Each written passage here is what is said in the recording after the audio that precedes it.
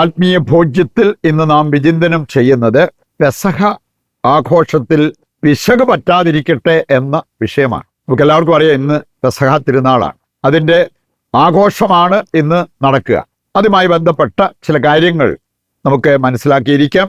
പ്രത്യേകിച്ച് നമ്മൾ ഒരുപക്ഷെ എല്ലാ ദിവസവും ബലിയർപ്പിക്കുന്നവരാകാം, ഞായറാഴ്ചയും കടമുള്ള ദിവസങ്ങളിലുമെങ്കിലും ബലിയർപ്പിക്കുന്നവരാകാം.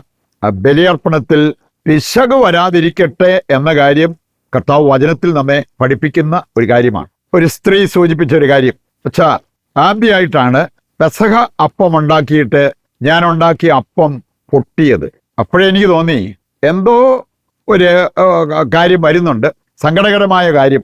ഇനി അവർ സൂചിപ്പിച്ച ഒരു കാര്യം, അവരുടെ ഭർത്താവ് ആ വർഷം മരിക്കുകയും ചെയ്തു. ഇനി അവരുടെ മനസ്സിൽ കൂടെ പോയത് അന്ന് പെസഹ അപ്പം പൊട്ടിയത് കൊണ്ടാണ് അങ്ങനെ സംഭവിച്ചത്.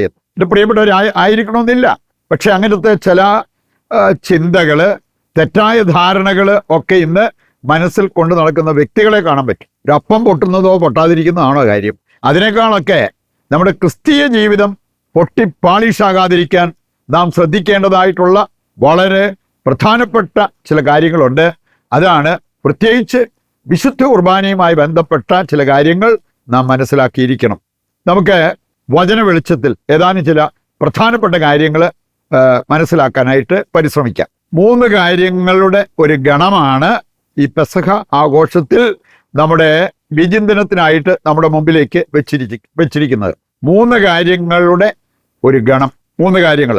അത് ഒന്നാമത്തെ കാര്യം നമുക്കറിയാം, വിശുദ്ധ കുർബാനയുടെ സ്ഥാപനം. രണ്ടാമത്തെ കാര്യം വിശുദ്ധ കുർബാനയുമായി ബന്ധപ്പെട്ട ഒരു കാര്യമാണ് പൗരോഹിത്യം. പൗരോഹിത്യമില്ലാതെ വിശുദ്ധ കുർബാനയില്ല. മൂന്നാമതൊരു കാര്യം കൂടെയുണ്ട്, പാദശാളനം. അത് സൂചിപ്പിക്കുന്നത് സേവനം, സേവന മനസ്കത. അപ്പൊ ഈ 3 കാര്യങ്ങളാണ് പെസഹായുമായി ബന്ധപ്പെടുത്തി നമ്മൾ വിചിന്തനം ചെയ്യുന്നത്. ഇംഗ്ലീഷിൽ 3 പദങ്ങളാണ് ഉപയോഗിച്ചിരിക്കുന്നത്. ഒന്ന് ഹ്യൂമിലിറ്റി, എളിമ. രണ്ടാമത്തെ കാര്യമാണ് സെൽഫ്ലെസ്നെസ്, നിസ്വാർത്ഥത.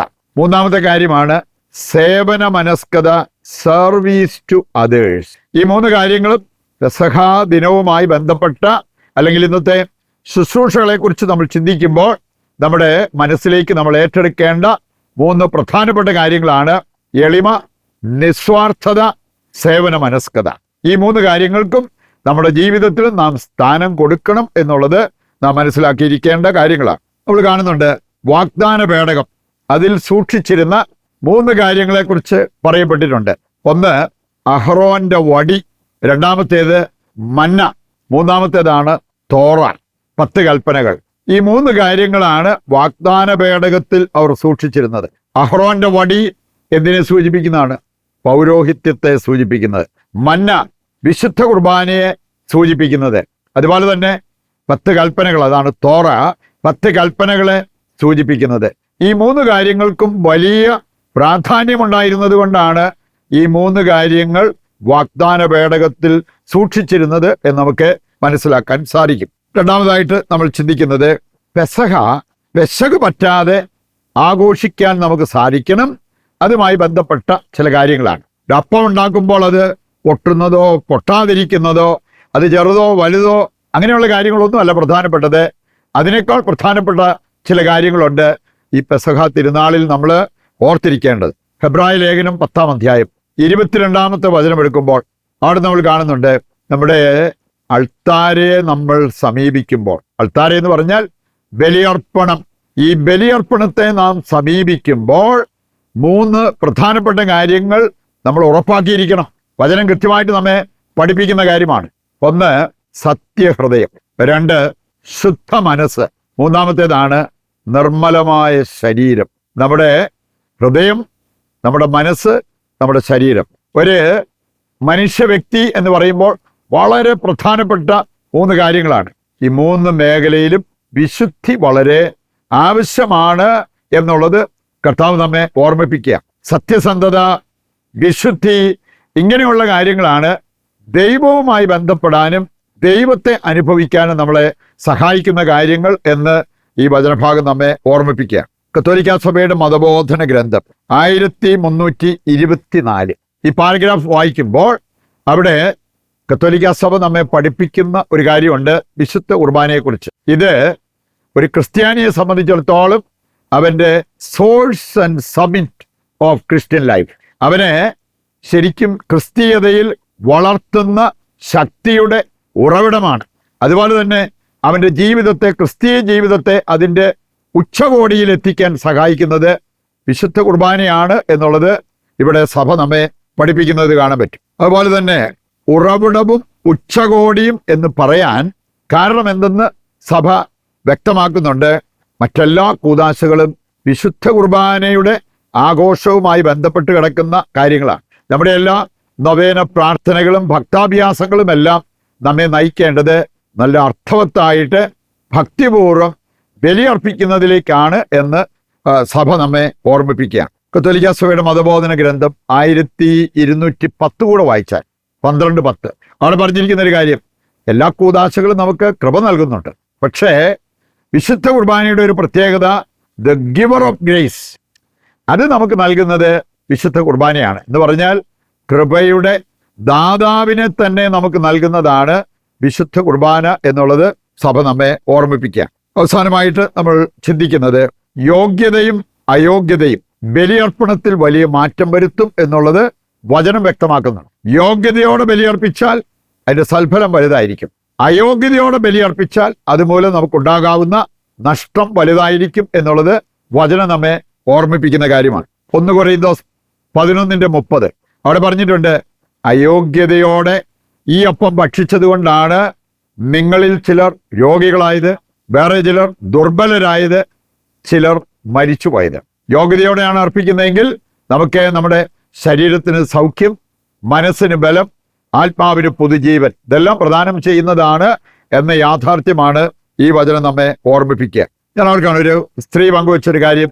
അവര് സ്റ്റൗ ഓണാക്കി പാലോ വെള്ളോ എന്തോ അവിടെ വെച്ചിട്ട് അവർ പോയി ബെഡ്റൂമിൽ പോയി മറ്റെന്തോ കാര്യം ചെയ്തിട്ട് തിരിച്ചു വരാൻ വേണ്ടി പിന്നെ അതിനകത്തങ്ങ് മുഴുകി.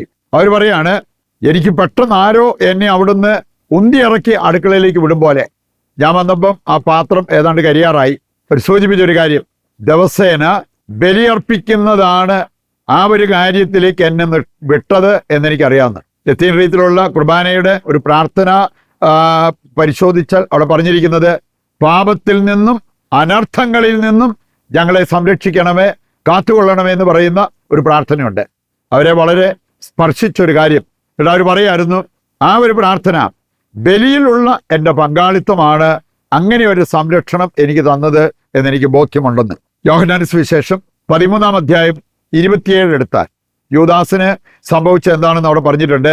അപ്പക്കഷ്ണം സ്വീകരിച്ചതിനെ തുടർന്ന് പിശാച് അവൻ്റെ ഉള്ളിൽ പ്രവേശിച്ചു.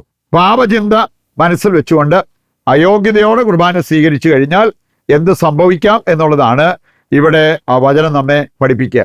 നമുക്ക് ബലിയർപ്പിക്കുമ്പോൾ എപ്പോഴും വിശുദ്ധിയിൽ യോഗ്യതയോടെ ബലിയർപ്പിച്ച് അതിൻ്റെ സൽഫലങ്ങൾ അനുഭവിക്കുവാനുള്ള ആ ഒരു കൃപയ്ക്കായി പ്രാർത്ഥിക്കാം.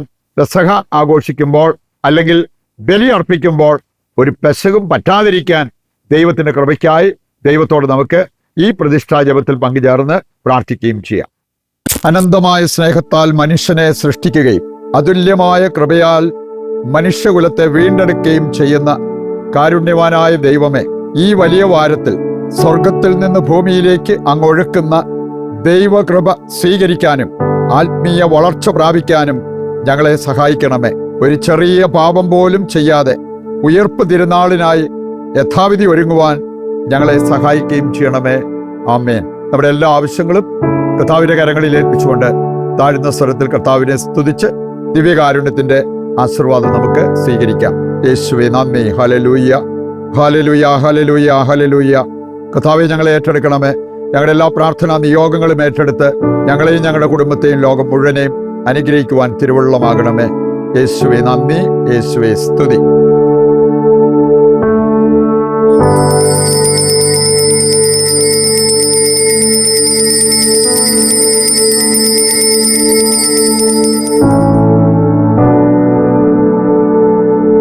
പരിശുദ്ധ പരമ ദിവ്യകാരുണ്യത്തിന് എന്നേരവും ആരാധനയും സ്തുതിയും പുകഴ്ചയും ഉണ്ടായിരിക്കട്ടെ. മറ്റൊരു എപ്പിസോഡുമായി നാളെ വീണ്ടും നമുക്ക് ഒന്നിക്കാം. ദൈവം നിങ്ങളെ സമർത്ഥമായി അനുഗ്രഹിക്കട്ടെ.